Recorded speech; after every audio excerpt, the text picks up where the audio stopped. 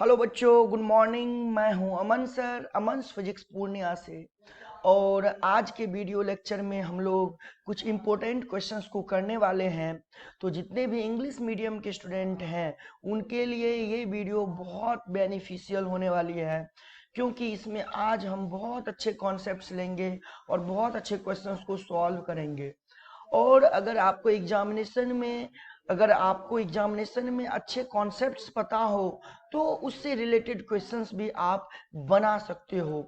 तो मैं आज जो क्वेश्चन लेकर के आया हूँ वो है चैप्टर इलेक्ट्रोस्टैटिक्स से, जैसा कि आप सभी जानते हैं। और इस लेक्चर में जो हम टॉपिक सेलेक्ट किए हुए हैं वो हमारा है इलेक्ट्रिक चार्ज एंड फील्ड। उससे रिलेटेड जितने भी प्रॉब्लम्स हैं हम लोग उसको सॉल्व करने वाले हैं। ओके बच्चों, तो अब देर किस बात की, अब हम शुरू करते हैं और लेते हैं आज का पहला सवाल। बाकी बातें बाद में बात करेंगे। तो लेते हैं पहला सवाल। पहला सवाल क्या कह रखा है? The SI unit of electric flux is. हमें फ्लक्स का एसआई यूनिट पूछा है। तो सबसे पहले ये जान लो बेटा कि फ्लक्स को फाई से डिनोट करते हैं, इलेक्ट्रिक फ्लक्स को। ओके, और इलेक्ट्रिक फ्लक्स को लिखा जाता है ई ए कॉस थीटा। क्लियर है? अब अगर एसआई यूनिट पूछा तो कॉस थीटा ट्रिग्नोमेट्रिकल आइडेंटिटी का कोई यूनिट नहीं होता। तो यहाँ पर जब फ्लक्स की बात होगी एसआई यूनिट के लिए तो आप यूज करेंगे ई इंटू ए। और इलेक्ट्रिक फील्ड का एसआई यूनिट होता है न्यूटन पर कूलम्ब, और एरिया का हो जाएगा मीटर स्क्वायर। तो आप चेक कर लीजिए, ये बन गया आपका न्यूटन मीटर स्क्वायर कूलम्ब -1। कहाँ दिया है? ऑप्शन बी में। अगला है the SI units of electric dipole moment are. जो इलेक्ट्रिक डायपोल मोमेंट होता है P, वो बराबर होता है Q इंटू का 2L के। ये फॉर्मूला याद रखिए बेटा, ये फॉर्मूला याद रखिए इलेक्ट्रिक डायपोल मोमेंट के लिए। और ये भी याद रखिए कि electric dipole moment vector quantity है। चलिए अब हम लोग बात करते हैं एसआई यूनिट की। तो चार्ज का एसआई यूनिट होगा कूलम्ब, और 2L क्या है? 2L है सेपरेशन बिटवीन द चार्जेज, उसका हो जाएगा मीटर। तो कूलम्ब मीटर, यहाँ एम कैपिटल लिखा हुआ है, एम स्मॉल करिए, तो कूलम्ब मीटर यानी ऑप्शन सी हो जाएगा। चलिए बढ़ते हैं आगे। नेक्स्ट क्वेश्चन में है the electrical field intensity E near plane sheet of charge is. तो कोई हमारे पास एक सीट दे रखा है ना, और इस सीट का सरफेस चार्ज डेंसिटी सिग्मा है। ओके, और इस सीट के नियर में हमसे पूछा है इलेक्ट्रिक फील्ड। मान लीजिए इस पॉइंट पर हमसे ई का वैल्यू पूछा है, तो जो इलेक्ट्रिक फील्ड होगा वो इस सीट की वजह से होगा सिग्मा बाय 2 एप्सिलॉन नॉट, जो कि आपको ऑप्शन बी में गिवन है। ठीक है, बढ़ते हैं नेक्स्ट क्वेश्चन लेते हैं। नेक्स्ट क्वेश्चन में है the relative permittivity of a medium is equal to. बेटा रिलेटिव परमिटिविटी एप्सिलॉन आर जो होता है वो एप्सिलॉन बाय एप्सिलॉन नॉट होता है, याद रखना है, ऑप्शन ए में गिवन है। अगला है which among of the following is an example of polar molecules. Polar molecules का इसमें कौन एग्जांपल है? तो मैंने आपको क्लास में पढ़ाया था पोलर और नॉन पोलर दो तरह के मॉलिक्यूल्स, जब मैंने डाइलेक्ट्रिक्स पढ़ाया था। तो यहाँ पे पोलर मॉलिक्यूल्स ढूंढना है तो एग्जांपल हो जाएगा HCl। अगला क्वेश्चन है the ratio of electric force between two electrons to the gravitational force between them is of the order पूछा है। तो electrostatic force by gravitational force निकालना है, और इलेक्ट्रोस्टैटिक फोर्स का formula KQ1Q2 by R square, और gravitational force का formula GM1M2 by R square. R square cut गया क्योंकि ये उन इलेक्ट्रॉन्स के बीच का सेपरेशन है। अब यहाँ से K का वैल्यू लिखना आप 9 इंटू 10⁹, और इलेक्ट्रॉन का चार्ज दो बार मल्टीप्लाई है, इसको लिखना 1.6 इंटू 10⁻19 और इसका स्क्वायर। रही बात जी ग्रेविटेशनल कांस्टेंट की, तो ये होता है 6.67 इंटू 10⁻11। ओके, और M1 M2 इलेक्ट्रॉन का मास है तो 9.1 इंटू 10⁻31, और दो बार है तो स्क्वायर। इसको सॉल्व करिएगा, जो ऑर्डर आएगा वो आएगा आपका 10⁻42 में, यानी ऑप्शन क्या है, ऑप्शन ए करेक्ट हो जाएगा। ठीक है, चलिए बढ़ते हैं, लेते हैं नेक्स्ट स्लाइड। अगले स्लाइड में दे रखा है the capacity of an isolated conductor conducting sphere of radius r is proportional to. So sir, एक हमारे पास एक आइसोलेटेड कंडक्टर है जिसका रेडियस r है, ओके, और मुझे इसका कैपेसिटेंस पूछा है, तो वो हमने पढ़ाया था, याद करो फॉर्मूला 4πε0 इंटू r, याद है। कैपेसिटी ऑफ अर्थ का भी मैंने पढ़ाया था, अर्थ के लिए 4πε0 इंटू रेडियस ऑफ अर्थ, है ना, तो वैक्यूम के लिए। तो यहां पर हमने क्या देखा कि C जो है वो डायरेक्टली प्रोपोर्शनल किसके है, रेडियस ऑफ कंडक्टर के, तो ये कहां दिया हुआ है, ऑप्शन डी में। अगला है electric field due to solid non conducting sphere inside varies. आप देखिए, एक हमारे पास एक सॉलिड नॉन कंडक्टिंग स्फीयर है, और नॉन कंडक्टर में हम जहां चार्ज सप्लाई करेंगे वो चार्ज वहीं लोकलाइज रहता है।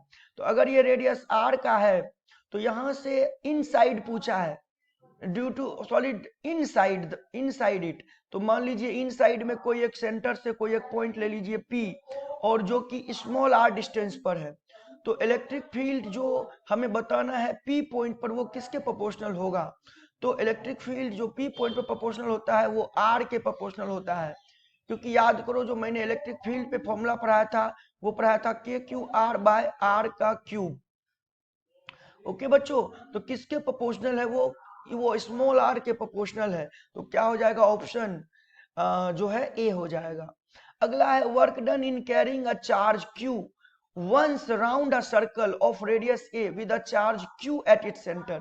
देखिए, अगर कोई चार्ज q सेंटर पे रखोगे, तो सरकमफेरेंस पे किसी भी पॉइंट पे, ये चाहे ए ले लो, ये बी ले लो, ये सी, जो पोटेंशियल है वो सेम आएगा।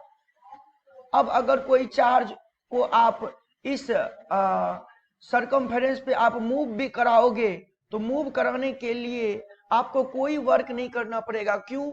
क्योंकि जो पोटेंशियल है उस सरकमफेरेंस का, जिस पाथ पर आप चार्ज पार्टिकल को मूव करा रहे हैं, तो वहां पे पोटेंशियल सेम है।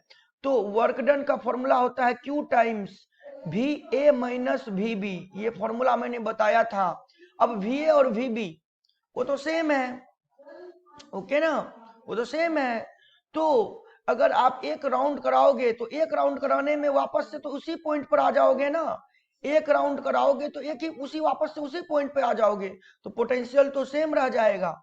तो किसी भी केस में अगर आप कोई पॉइंट चार्ज सेंटर पे रख दो, तो ये वाला जो सरफेस हो गया वो इक्वी पोटेंशियल हो गया, ओके ना, तो वहां पे पोटेंशियल सेम है, तो वर्क डन हो जाएगा 0, यानी कि आंसर हो जाएगा ऑप्शन डी। क्लियर है? चलिए बढ़ते हैं, आगे लेते हैं। अगला क्वेश्चन है the electric field intensity inside a charged hollow spherical conductor is. तो एक स्फेरिकल कंडक्टर है, ये हॉलो है, हॉलो मतलब अंदर से खाली है, और चार्ज है, तो चार्ज कहाँ होगा, सरफेस पर, ओके ना, चार्ज कहाँ होगा, सरफेस पर, क्योंकि ये तो चार्ज है, तो चार्ज इस तरह से होगा। अब अंदर पूछा है कि इलेक्ट्रिक फील्ड कितना होगा, तो अंदर इलेक्ट्रिक फील्ड कितना होगा, इन बहुत बार बताया हूं, 0 होगा, ओके, क्योंकि there is no charge inside the spherical conductor, okay. So option कौन सा सही हो जाएगा बेटा, सी। अगला है the value of electric field intensity E, okay, near a charge conductor. कोई चार्ज कंडक्टर है, इस बार कोई कंडक्टर है, और कंडक्टर मान लीजिए ये स्फेरिकल कंडक्टर है, मान लीजिए कंडक्टर है ना, और इस स्फेरिकल कंडक्टर का रेडियस r है। इस जगह पे इलेक्ट्रिक फील्ड क्या लिखते हैं आप, अगर चार्ज है इसके ऊपर q, तो क्या लिखेंगे, KQ बाय r स्क्वायर, और k की जगह क्या लिखेंगे, 1/4πε0, है ना, q बटा r स्क्वायर। तो यहां से इसको क्या लिखेंगे, 1/4πr स्क्वायर, 1 की जगह q लिख दीजिए, है ना, 1 इंटू क्यू, और यहाँ लिख दीजिए 1/ε0। ध्यान से देखिए, इसको सिग्मा लिख सकते हैं, sigma equals to total charge by total surface area, total area हो जाएगा। तो सिग्मा अपॉन में क्या हो जाएगा, एप्सिलॉन नॉट। ओके, तो ई का वैल्यू कितना हो जाएगा, सिग्मा बाय एप्सिलॉन नॉट। अगला है the value of couple moment. Couple moment यानी टॉर्क की बात कर रहा है बेटा, किसकी बात कर रहा है, टॉर्क की। Acting on an electric dipole in a uniform electric field is maximum when the angle between the axis of dipole and the direction of electric field is। कह रहा है टॉर्क मैक्सिमम कब होगा, तो टॉर्क बराबर होता क्या है, पी ई साइन थीटा, जहां पे थीटा किसके किसके बीच का एंगल है, पी और ई के, यानी पी इलेक्ट्रिक डाइपोल मोमेंट है, ई इलेक्ट्रिक फील्ड है, उनके बीच का एंगल है। पूछ रहा है मैक्सिमम कब होगा, ये देखिए ये इलेक्ट्रिक फील्ड है, और अगर ये इलेक्ट्रिक फील्ड है, अगर इलेक्ट्रिक डाइपोल मोमेंट ऐसा होता तो दोनों के बीच में एंगल होता 90, और साइन का मैक्सिमम वैल्यू कितने डिग्री पे होता है, 90 पे, और वो कितना होता है 1। तो टॉर्क का मैक्सिमम वैल्यू जो होगा वो पीई, इससे ज्यादा नहीं हो पाएगा, और वो कब होगा, जब थीटा 90 हो, यानी पी और ई एक दूसरे के ऊपर क्या हो, परपेंडिकुलर। तो ऑप्शन कौन सा हो जाएगा, बी हो जाएगा। चलिए अगला क्वेश्चन लेते हैं। कह रहा है 5 इलेक्ट्रिक डाइपोल्स, 5 इलेक्ट्रिक डाइपोल हैं, each made of charge plus q and minus q separated by l are located in a closed surface। ये लीजिए ये क्लोज सरफेस हो गया, ये प्लस q ये माइनस q, ये प्लस q ये माइनस q, ये प्लस q ये माइनस q, ये प्लस q ये माइनस q, और ये प्लस q और ये माइनस q। 5 हो गया, सभी के बीच का सेपरेशन जो है l है, सभी के बीच का सेपरेशन l है, ये रहा l। अब पूछा इससे, इस क्लोज सरफेस से, ये हमारा क्लोज सरफेस है, इससे फ्लक्स कितना होगा, फ्लक्स बराबर हम जानते हैं क्यू इन बटा में एप्सिलॉन नॉट। अब टोटल चार्ज देखो, यहाँ plus Q minus Q zero हो जाएगा, plus Q minus Q zero हो जाएगा, plus Q minus Q zero हो जाएगा, plus Q minus Q zero, plus Q minus Q zero, यानी ऊपर जीरो बाय एप्सिलॉन नॉट कितना हो जाएगा, जीरो। तो जीरो कहाँ दिया हुआ है, ऑप्शन डी में। ओके ना। अगला, ratio of electric field due to an electric dipole on its axis. तो देखिए कोई इलेक्ट्रिक डायपोल है, ये है माइनस क्यू और ये है प्लस क्यू, तो इलेक्ट्रिक डायपोल मोमेंट का डायरेक्शन किधर से किधर होता है, नेगेटिव चार्ज से पॉजिटिव चार्ज, और उसका एक्सिस कहाँ हुआ, यहाँ। इसके सेंटर से मान लीजिए आर डिस्टेंस पर इलेक्ट्रिक फील्ड शॉर्ट डायपोल के कारण, शॉर्ट डायपोल के कारण कितना होता है, 2kp बाय आर क्यू होता है ना, एक्सिस पर, किस पॉइंट पर, एक्सिस पर। अब वही इलेक्ट्रिक डायपोल है, यहाँ पे माइनस क्यू यहाँ पे प्लस क्यू, ये है इलेक्ट्रिक डायपोल मोमेंट वेक्टर का डायरेक्शन, और ये है इक्वेटोरियल पोजीशन, ठीक है, मान लीजिए बी। इस जगह पे इलेक्ट्रिक डायपोल मोमेंट इधर की तरफ होता है, मैग्नीट्यूड में कितना होता है, kp बाय आर क्यू, और दोनों का रेशियो पूछा है, और आर डिस्टेंस सेम है फ्रॉम द सेंटर। तो ऑब्वियसली बात है ई ए बाय, यहाँ पे बी है तो ई बी निकालना है, तो उधर था 2kp बाय आर क्यू, उसको डिवाइड करेंगे kp बाय आर क्यू से, तो kp by R Q cut जाएगा, ये हो जाएगा 2:1, और 2:1 कहाँ दिया हुआ है, ऑप्शन सी में दिया हुआ है। ओके बच्चों, तो चलिए आज हमने 15 इंपोर्टेंट क्वेश्चंस को डील किया, जिसमें बहुत सारे टॉपिक्स कवर्ड थे, है ना, इलेक्ट्रोस्टैटिक्स के, और बहुत सारे छोटे छोटे कॉन्सेप्ट्स को भी सीखने की कोशिश की।